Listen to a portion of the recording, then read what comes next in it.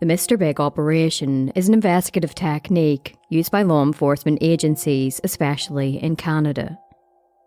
It's a type of undercover operation designed to obtain a confession from a suspect in a serious criminal case. In 2019, after a mother and her young daughter vanished in Cranston, Canada, detectives quickly zoned in on a primary suspect.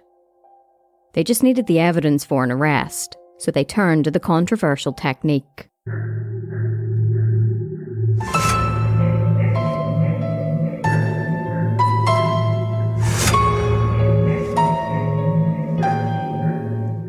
Cranston is situated in the southeast of Calgary in Alberta, Canada. It's a meticulously planned suburban community, offering a range of amenities and services tailored to the needs of its residents. Nestled near the Bow River and Fish Creek Provincial Park, this sought-after area provides a seamless connection to nature.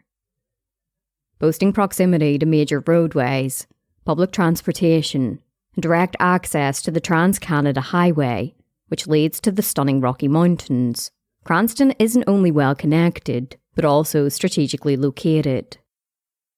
Cranston was home to the Blanket family, and on the 23rd of April 2019, they had prepared a family dinner.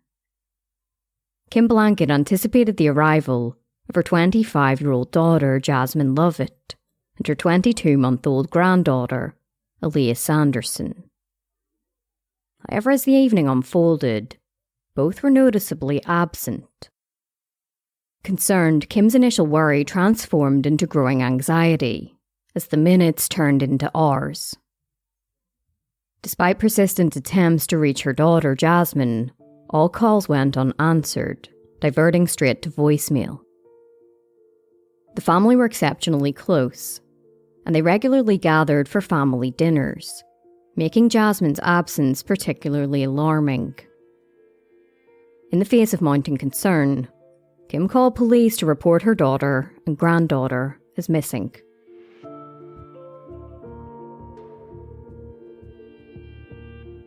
In June of 2017, Jasmine Lovett gave birth to a baby girl with her boyfriend at the time, Robbie Sanderson.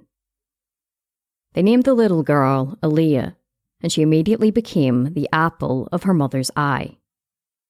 As her grandmother, Jodie Sanderson, recollected, "You know, every mom's life becomes about their baby, but you could see the happiness on their faces when they were together."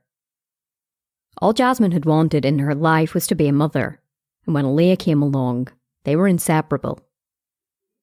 Aaliyah was described by her family as a little spitfire. She had bounds of energy and was happy-go-lucky for the most part.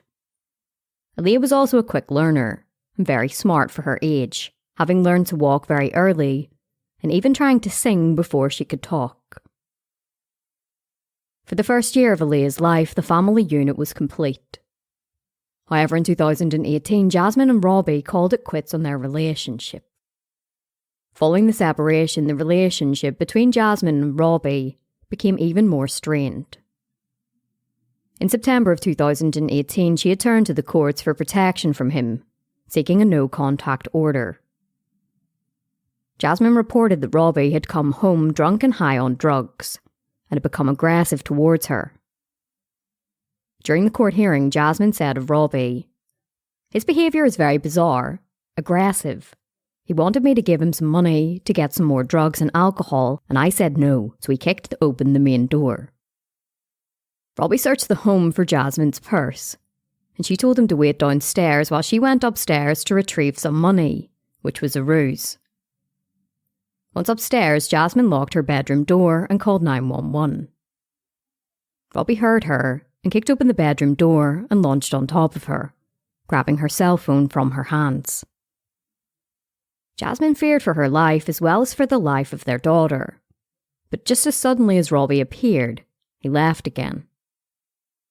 When police arrived at the family home, he was nowhere to be found. Police told Jasmine that since she wasn't physically harmed, there was nothing that could be done. Nevertheless, the judge ultimately granted the emergency protection order. Just 13 days later, Court of Queen's Bench Justice Scott Brooker revoked it, after he was informed by Jasmine and Robbie that they had resolved their differences. Jasmine and Robbie's relationship had been deteriorating over some time. When Jasmine finally decided to end it, she felt prepared to embark on a new chapter in her life. Turning to the internet, Jasmine registered on a dating website and connected with a 34-year-old man named Robert Leeming. Originally from Stoke-on-Trent in the United Kingdom, Robert had a background in the British Army. Around 6 years earlier, he had relocated to Canada after marrying a Canadian woman named Sarah. Settling down in Cranston, Robert and Sarah started a family, and they had a 5-year-old son. Similar to Jasmine and Robbie's experience, Sarah and Robert's relationship also faced its share of challenges. Following their divorce in 2018, Sarah reported Robert for animal abuse. He had taken their dog Axel to practice, where he chained him to a tree without providing any food or water. Fortunately, a local resident discovered Axel and turned him over to the Calgary Humane Society. Robert later pleaded guilty to 3 animal cruelty charges, including causing an animal to be in distress, failing to provide adequate food and water, and failing to provide adequate shelter. The court imposed a $5,000 fine on him and issued a 10-year ban on owning animals. In the divorce documents, Sarah expressed various concerns about Robert, describing him as cruel. She had also disclosed her fear that he might have been planning to kill her. Before leaving Robert, Sarah had discovered disturbing search terms on his computer, including an article about chaining a dog to a tree and another about a mother and child dying in a house fire. In an affidavit, Sarah stated, "It didn't leave my mind that he actually did one of those things." She additionally accused Robert of causing significant emotional distress during their marriage. Following their separation, Robert decided to remain in Canada. With a stable job as a heavy equipment technician and a son to care for, he saw no compelling reason to return to the United Kingdom. When Jasmine struck up a relationship with Robert over the internet, she was unaware of his troubling history. After several weeks, Robert proposed that she and Aaliyah move in with him. Jasmine agreed. By October, the 3 of them were living in Robert's townhouse in southeast Cranston.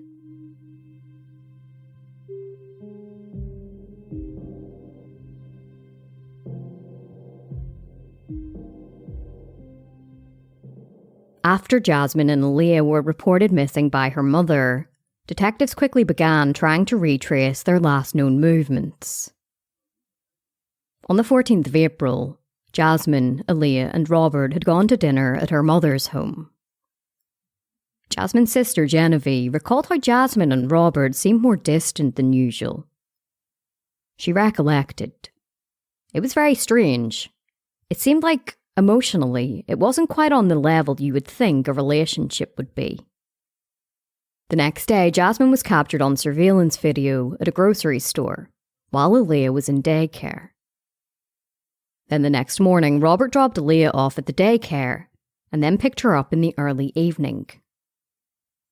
From here, all traces of the mother and daughter disappeared. Detectives considered the possibility that Jasmine had left on her own accord with her daughter, but that was something that the family refuted.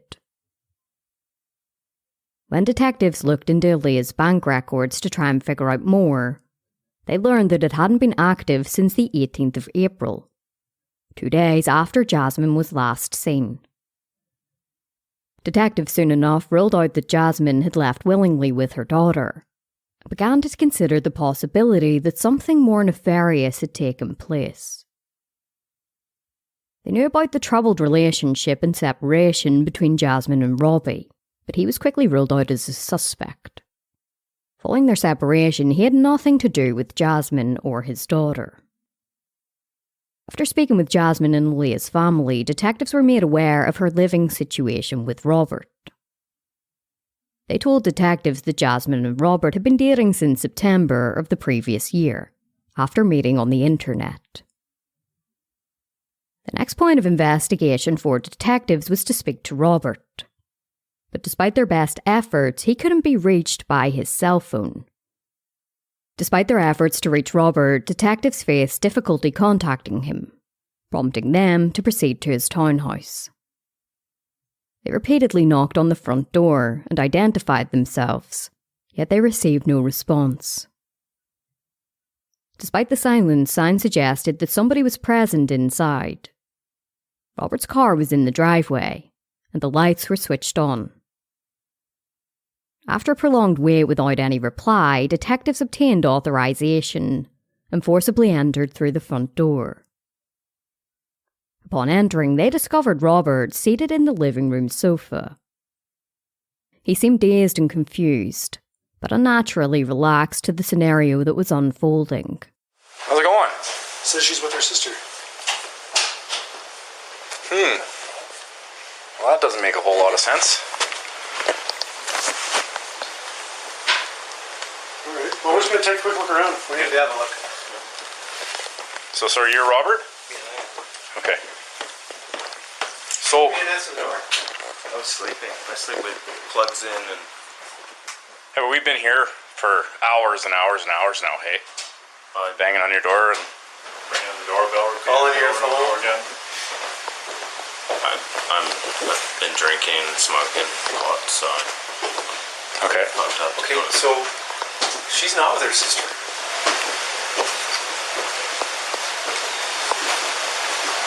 What do you mean?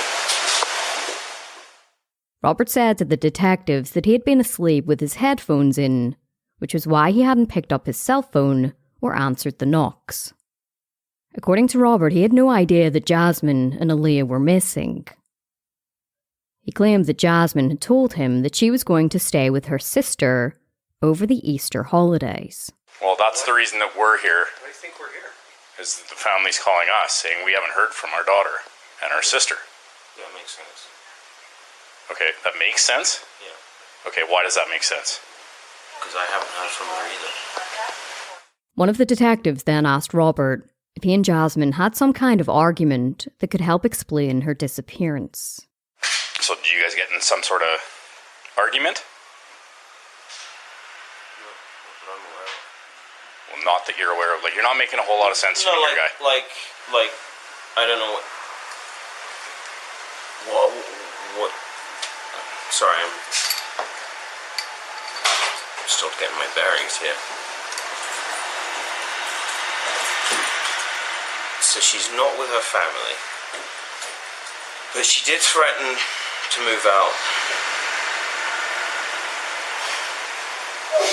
I don't know, like 3 weeks ago, we got into a tizzy. She threw a bunch of my stuff out, food, stuff like that, and I had a disagreement about that.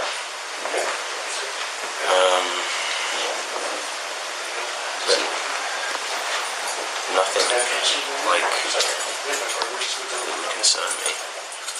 Nothing that would concern you, okay? As Robert spoke with the detective, he tried to downplay his relationship with Jasmine. Like, I mean, I've had people living with me before, and they move out. You don't hear from Right, but this isn't just like a roommate. This is your girlfriend. No, it's more roommate than girlfriend. Okay. She's more of a roommate than a girlfriend? Yeah. The detectives were surprised by his claims, because according to Jasmine's family, they were in a relationship. The detectives then asked Robert when he had last seen Jasmine and her daughter. Okay, so the last time that you saw Jasmine was when? Thursday. Okay.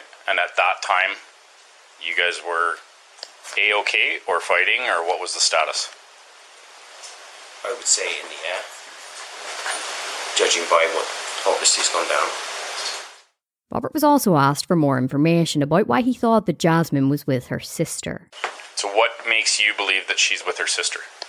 She told me that she was going to go and spend Easter with them on Tuesday. He was talking about it because I have my son, so, it's kind of depressed about that.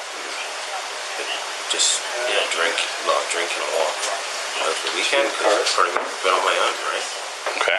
With no evidence to go on, other than that Robert seemed strangely relaxed about the whole scenario, detectives left after a brief search for Jasmine and Aaliyah at the home. Despite the lack of evidence, detectives wanted to speak with Robert further. The following day, they returned to Robert's home and arrested him in connection with Jasmine and Aaliyah's disappearance. He was transported to the police headquarters to be formally interviewed. In the interview, detectives asked Robert for a thorough explanation of when he had last seen Jasmine and Aaliyah. He said that he had gone for a picnic with Jasmine and Aaliyah on the 17th of April at the Bragg Creek area, located around 40 miles away from Cranston. The area where he said they had picnicked was a tiny outback community nestling in the foothills of the Rocky Mountains. After this, Robert said that they returned home together. He said that the last time he saw them was the following evening. Jasmine and Aaliyah were at home on the sofa, while he was getting ready to go on a date with a woman he had recently been seeing. According to Robert, everything seemed fine with Jasmine and Aaliyah as he left the home that evening for his date. He said that when he returned, Jasmine and Aaliyah were gone. However, Jasmine's family hadn't seen or heard from her since the 16th of April, presenting a discrepancy. Furthermore, Jasmine's family had been led to believe that she was in a relationship with Robert. She had never told them that they had broken up, or that they had even had an argument.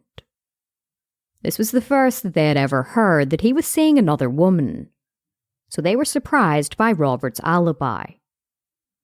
While the interview was ongoing, detectives obtained a search warrant for his home. What they found inside was peculiar. There were chunks of raw bacon scattered throughout the home, including a piece that was draped across the back of a dining room chair. They found even more raw bacon on top of garbage in a kitchen container, along with the packaging the meat had come from. In the furnace room, detectives pried open the lid on a dry sump and found another piece of bacon. Constable Jim Weeks recollected. It's raw bacon, and it's bacon that you would not find in strips. It seems relatively fresh. It appears to be recently placed.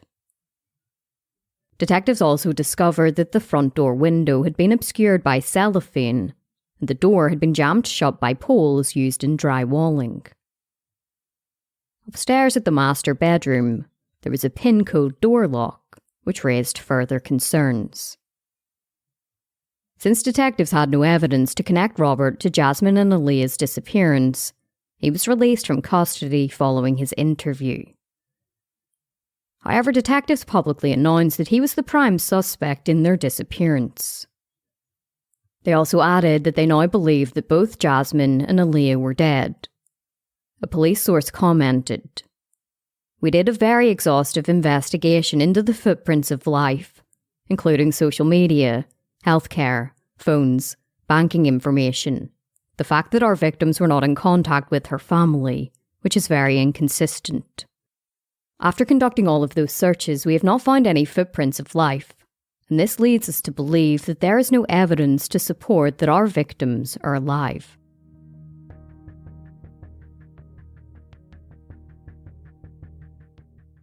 After Robert was released from custody, he was told that he couldn't return home, as detectives and forensic experts needed to examine the home from top to bottom. He went to a local bar, the Berwick Pub on Cranston Road South East, where he spoke with local media outside. He was drunk and slurring his words. How are you feeling throughout all of this? Traumatized, of course. It's been a very, very stressful experience, of course. Are you worried about them? Of course I am, yeah. They should be home. They or wherever they want to be. But I don't know where that is. He told the reporters that he had been arrested and questioned by police, but released without charges. You were kind of the primary suspect in this homicide I still investigation. You still are. I believe I'm still a suspect at this time. Of course, I was a suspect when I was in custody. And I guess I'll be a suspect going forward until they figure out that I'm not. It says the man that they released is still a suspect. So Correct. Is that your understanding of that too? From what I understand, yes, correct. So do the police just have this very, very wrong? What's your Yes. perspective? They have it wrong, as far as I'm concerned. Of course they do. So why do the police think it's you? Why are you the prime suspect? Just because you live there? Yes. I was the last person to see them. That's why. The reporter asked Robert a few questions about his relationship with Jasmine. When did she move in to the house? October. In October. Correct. And it was her and her daughter that moved in? Correct. Was it just the three of you living in the household? Correct. And you said that you were. When did you become romantically involved with her? On and off in that 6-month period. Yeah. So was she living there at the time? Correct. Okay, so just so I understand how the situation goes, you own the house. Correct. She Is is a tenant along Right. with Aaliyah. With her daughter, yes, correct. Okay, so that was the extent of your relationship. She rented from you, Correct. and you shared the home. Correct. Once again, Robert tried to downplay his relationship with Jasmine, referring to her simply as a tenant. The reporter then asked Robert about his arrest. So, how long were you in police custody? 24 hours, I think. And then they released you, and you can't go home. So, what have you been doing in the meantime? Just been here. Literally. They dropped me off here around about midday, and just waiting for the forensics to finish at my property, and I can go back home. Were you not sort of perplexed as to where they'd gone or why they were gone for 5 days? No, because they said that they were going to be having Easter with her sister, so of course nothing alarmed me. Until, of course, I got arrested. So when you got arrested at that point, did you even know that they were considered missing persons? no. Robert was then asked about the kind of people that Jasmine hung around with. I don't Who do you think they are? I have no idea. Did she hang out with questionable people? Was she a good person? No, she was a good person. Nice person. Yeah, I can't. There was nothing negative that I would say about her at all. She was a lovely person. I had no issues with her. See the dad around a lot? Not at all. Not at all? Not at all. The dad is not in the picture. Never came to the house? I never met him. After Robert was released following his arrest, detectives began looking into his comments. They asked that if anybody had seen a Caucasian man in his mid-30s driving a grey, luxurious SUV in the Bragg Creek area between April 16th and April 18th to get in contact. They were referring to Robert and said that he may have been driving with Jasmine and Aaliyah. Meanwhile, more than 50 officers from multiple units, including some on horseback, set their sights on the Bragg Creek area. They asked homeowners in the area to check their properties and reach out to police if they came across anything suspicious. While searching in a remote area of Kananaskis County, they came across a fire pit off a trunk road near the Fortress Junction service station. It appeared to have been burning for some time, but within the ashes, detectives found a toddler's shoe. They continued sifting through the burned debris and found several pages from a child's book and the partial cover of the DVD, The Jungle Book. There were also items that were related to a child's car seat, including a sticker showing the manufacturer Graco. Following the strange discovery, detectives called in a sniffer dog. It detected that accelerant had been used at the fire pit. It was evident that whoever had started the fire was clearly trying to hide something.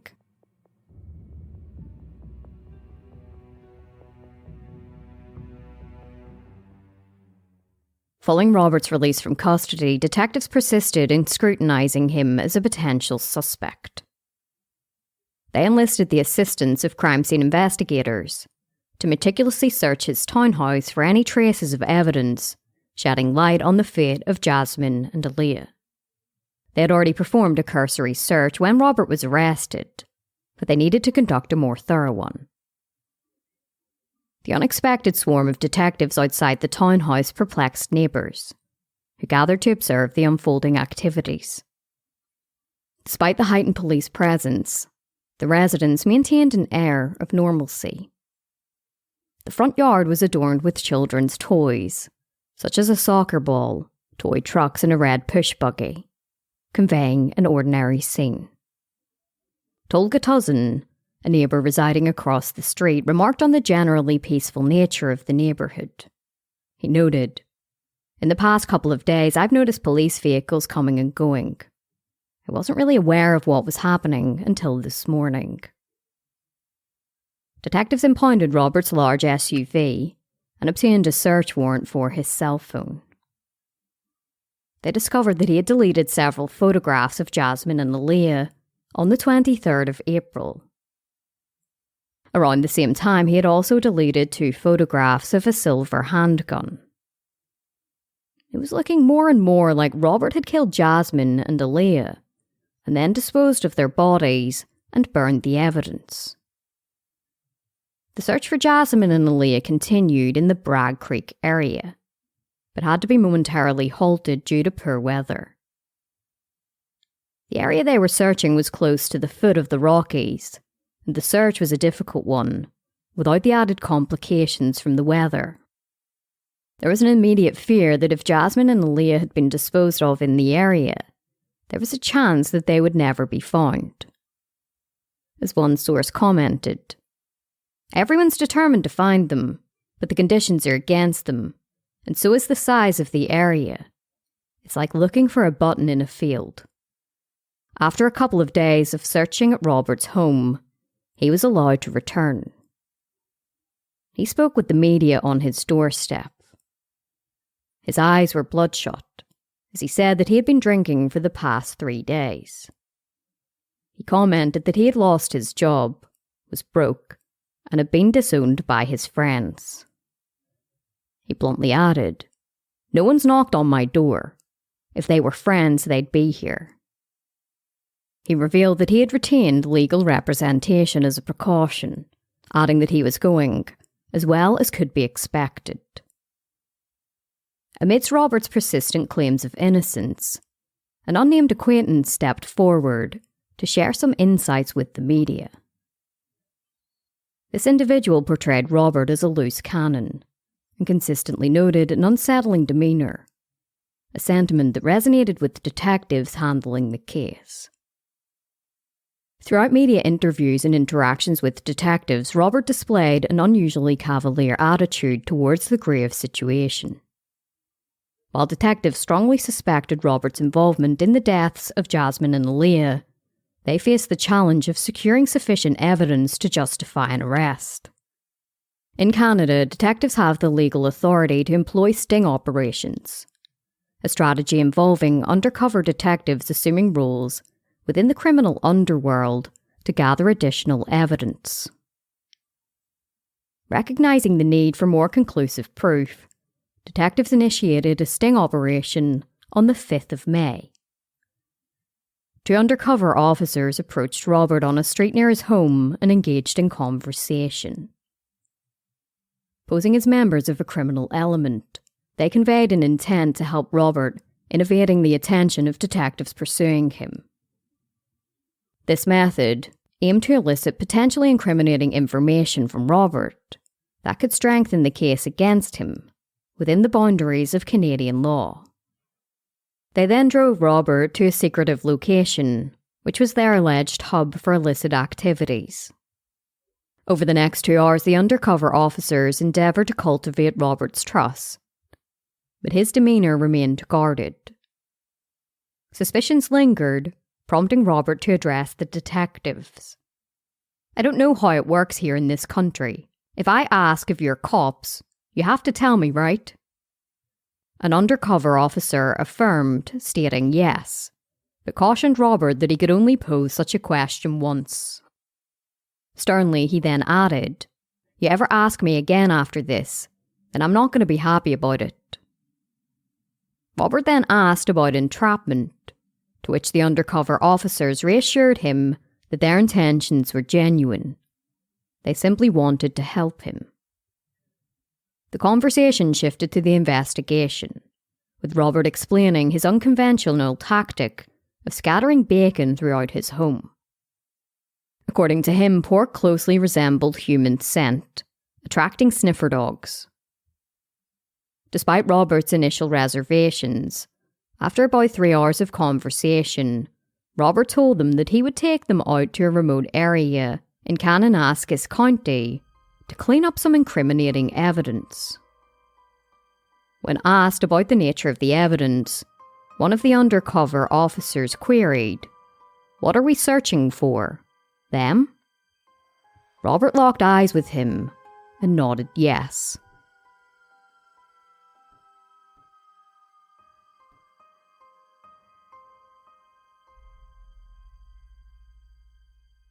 The 2 undercover officers and Robert climbed into his vehicle and set off towards Kananaskis County, a wilderness area on the eastern ridge of the Rocky Mountains. They pulled up on a dirt road just west of Highway 40, and Robert asked them to follow him down the hill. Darkness had completely engulfed the rural area, and the only light was from the flashlight of one of the undercover officers' cell phones. They walked into the trees with Robert guiding them, before he suddenly stopped. One of the undercover officers asked Robert which way they had to go. Robert turned around to him and said, "You're looking at it." He then pointed out an area of branches that were next to his left foot. There just appeared to be a pile of branches and leaves, and the undercover officers were perplexed. Picking up on their confusion, Robert grabbed a branch and lifted it up. Underneath, the 2 undercover officers observed a blue blanket. It contained the lifeless bodies of Jasmine and Aaliyah. The 2 undercover officers continued talking with Robert and asked what exactly had happened. He said that Jasmine wanted too much out of their relationship, adding, "She wanted to get fucking married." Robert was immediately arrested, as the 2 bodies were transported to the medical examiner's office for an identification to be made and for a cause of death to be determined. Detectives then held a press conference to inform the public of the grim update.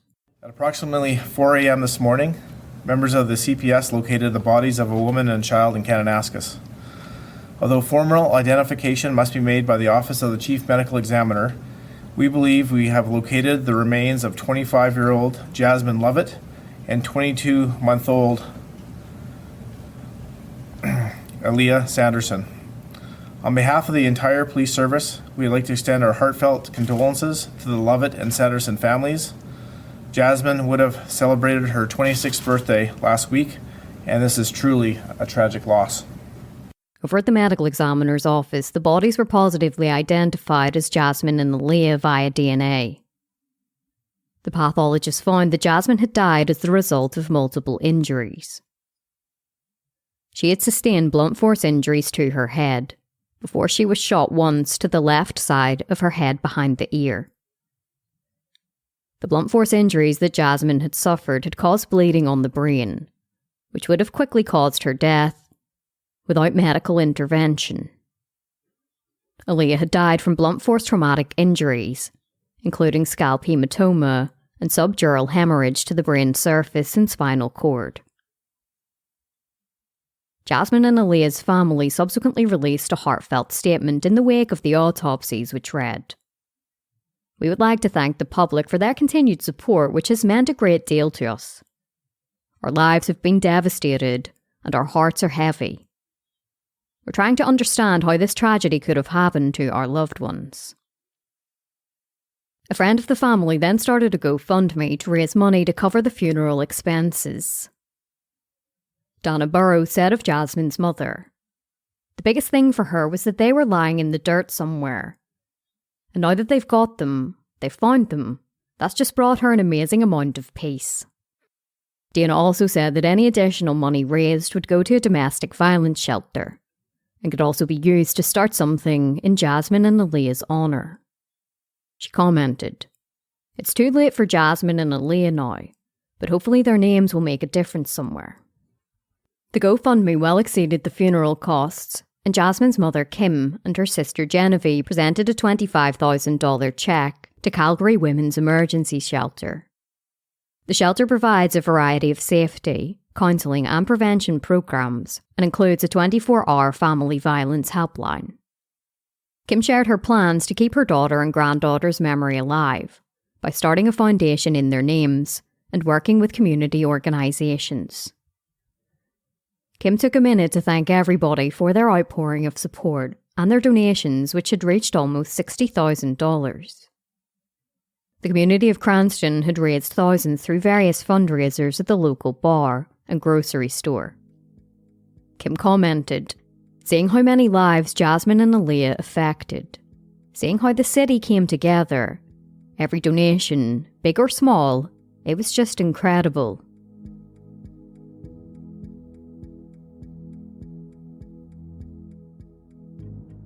On the 7th of May, Robert Leeming was charged with 2 counts of second-degree murder.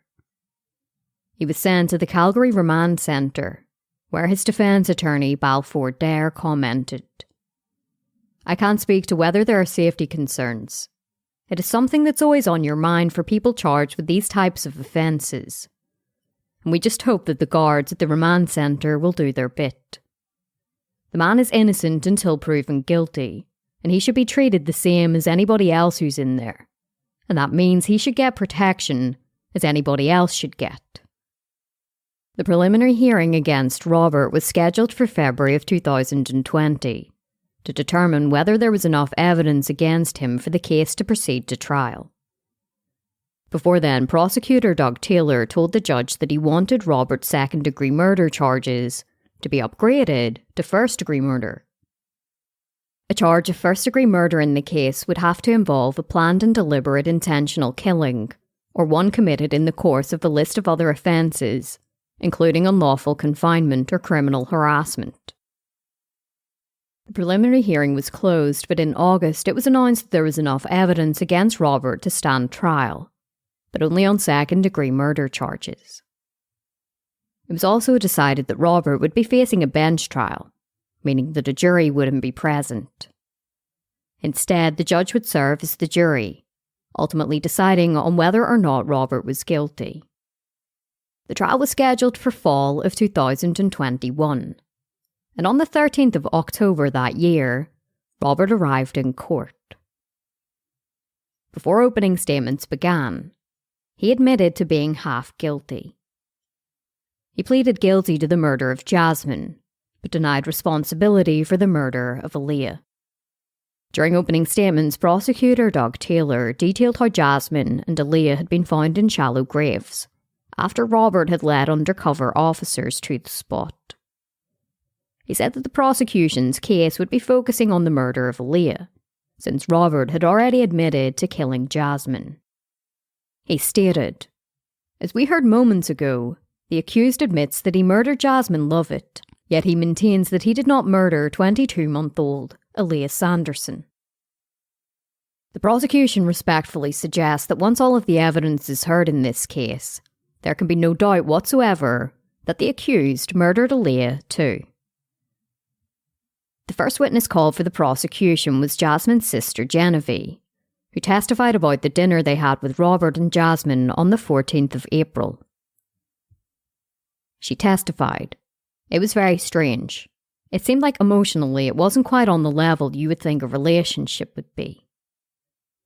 However, when cross-examined by defence attorney Balfour Dare, she said that Robert seemed enamoured with Aaliyah. He asked her, "It seemed to you he was quite in love with Aaliyah?" Genevieve responded, "Yeah." The next witness the prosecution called was Constable Jim Weeks. He had examined the fire pit that was discovered before the bodies of Jasmine and Aaliyah were found. It was located not too far away from their shallow graves. A photograph of the toddler's burned shoe was then presented to the courtroom as Constable Weeks testified. This, in my opinion, is the outsole. What really stands out is the number 7 manufacturer stamp. The number 7 is of relevance to me. He said that he did some research on the age of a child who would wear such a size, telling the judge, "There are toddlers size 7, age group being 2 years of age." The constable also detailed the strange discovery of Bacon and Robert's home and the pin code lock on the bedroom, testifying that it was unlike anything he had ever seen in his career before. Following his testimony, the prosecution called Dr. Amal Kotsi Khan, the pathologist.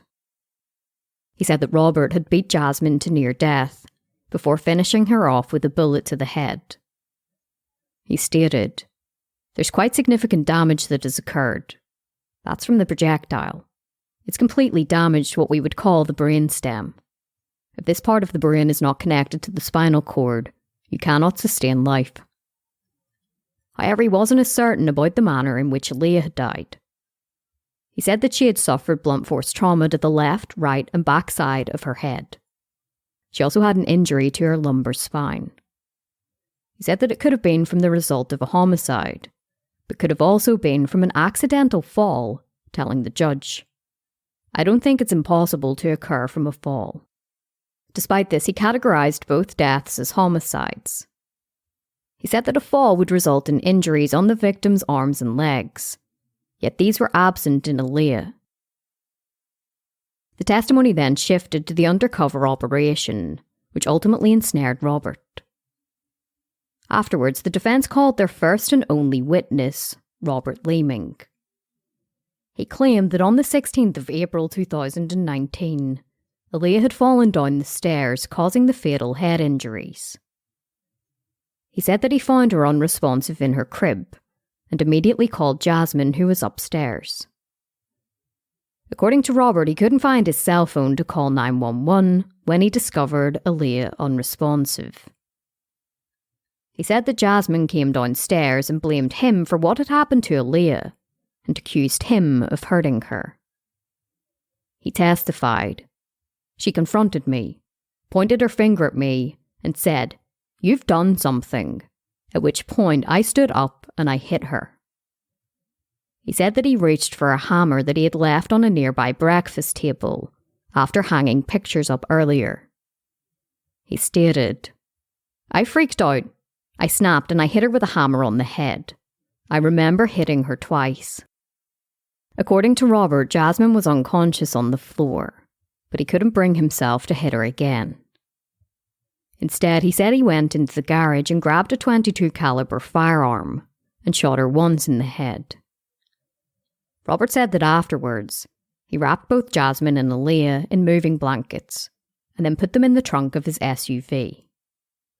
It was the prosecution's theory that Jasmine had walked in on Robert sexually abusing Aaliyah, which was the real motivation behind her murder. During Aaliyah's autopsy, the pathologist had found evidence of potential sexual abuse. Under cross-examination by the prosecution, it was presented to Robert that he had been texting a woman that he had been dating around the same time as the murders. This contradicted his claim that he couldn't find his cell phone to call for help. Robert's exchanges with Kathleen Jukes started shortly before 5 p.m. on April 16th, around the same time that he had picked Aaliyah up from daycare. They didn't end until around 9 p.m, when Robert said he discovered Aaliyah unresponsive in her crib, following a fall down the stairs around 2 hours earlier. Prosecutor Taylor said to Robert, "You didn't kill Jasmine because she was accusing you of doing something to Aaliyah, like a fall or something. She was accusing you of something even worse, right?" Robert denied that this was the case. After Robert stepped down from the witness stand, the defence rested their case. During closing arguments, Prosecutor Taylor said that Robert had killed Aaliyah to cover up the murder of Jasmine. He pointed out that when Robert admitted to killing Jasmine to the undercover officers, he never once mentioned Aaliyah, even to say that she had died accidentally. The prosecutor stared at the judge as he said, "There are no points in bad guy land for killing kids." Defence attorney Balfour Dare said that the theory failed because the fatal injuries to Aaliyah were not caused in the same manner her mother was killed. He noted that her injuries would not have been consistent with her being attacked with a hammer, and said that if Robert had resorted to killing Aaliyah to cover up Jasmine's murder, then he would have used the same methods. The defence attorney stated, "The verdict should be not guilty, but I say, as an alternative, there may be a finding of manslaughter." After the closing arguments, Judge Keith Yamuchi needed time to deliberate. He called everybody back to court on the 24th of January to deliver his verdict. He found Robert Leeming guilty of the murder of Aaliyah Sanderson. He said that Robert wasn't a believable witness, stating, "This court does not believe his explanation of how Aaliyah died. It does not believe his evidence." The judge said that the reason for Robert's murderous rampage on Jasmine defied logic. It said that there was no doubt Robert had caused the injuries to Aaliyah, stating, "Her injuries were not accidental. He meant to cause Aaliyah's death, or meant to cause bodily harm to Aaliyah that was likely to cause her death. Why would he not use his best efforts to find Aaliyah help? Instead, he went downstairs for a cigarette." Robert Leeming returned to court again in November to be sentenced. The prosecution said that he should be incarcerated for a minimum term of 25 years, while the defence wanted him to be eligible for parole after serving 20 years. Prosecutor Taylor said to the judge, "Aaliyah was killed as a form of cleanup of her mother's murder." Before the sentence was imposed, Jasmine and Aaliyah's loved ones were allowed to provide victim impact statements. Aaliyah's grandmother, Jodie, described the pain Robert had caused as torture, telling the judge, "Torture is the only word I can think of to describe how it feels to lose a loved one, because they were a victim of neglect or homicide. The pain is overwhelming, sometimes making it difficult to concentrate. Memories that once made you happy can cause waves of grief, because they remind you that you will never make memories with them again." The judge then handed Robert Leeming an automatic life sentence with a minimum sentence of 22 years. In handing down the sentence, Judge Yamuchi said to Robert, "You murdered Jasmine Lovett, a woman who loved you. You breached her trust and committed the worst type of domestic violence imaginable. You killed her, and you admitted to it." He then spoke about Aaliyah, telling Robert, "She trusted you and felt safe in your arms. There was some forethought in your killing of this little girl, as you killed her after you killed her mother. You breached her trust." Outside of court, Jasmine's mother and grandmother spoke with City News. I think about them every day, every hour.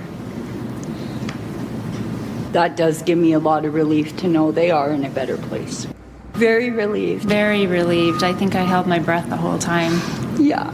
I actually wanted to get up and hug the judge, but I know that would have looked super weird. So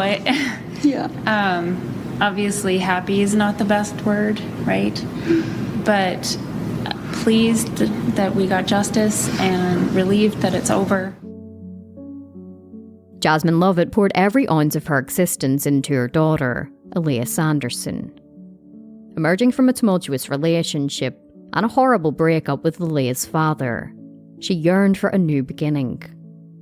With hope flickering, she believed that Robert Leeming held the promise of a fresh start.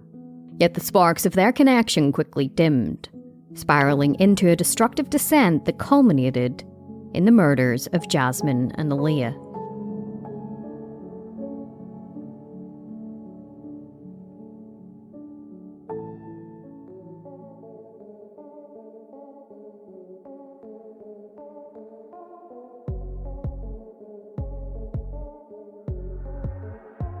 Well, besties, that is it for this episode of Morbidology. As always, thank you so much for listening, and I'd like to say a massive thank you to my newest supporter up on Patreon, Paula.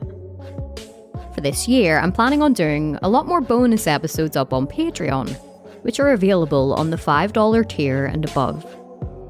The past couple of months have been really hard on me, so I'd fallen a bit behind on all of my work. I also upload ad-free and early release episodes, behind the scenes, and I also send out a handwritten thank you note along with some Patreon exclusive merch. If you'd like to join us up on Patreon, the link is in the show notes. If you're up on Facebook, I'd also love for you to join my private Facebook group for the podcast. Just search for Morbidology and it'll show up. I'm trying to get it more active so that I can chat with you and hear some of your thoughts on the episodes. Remember to check us out at morbidology.com for more information about this episode and to read our true crime articles. Until next time, take care of yourselves, stay safe, and have an amazing week.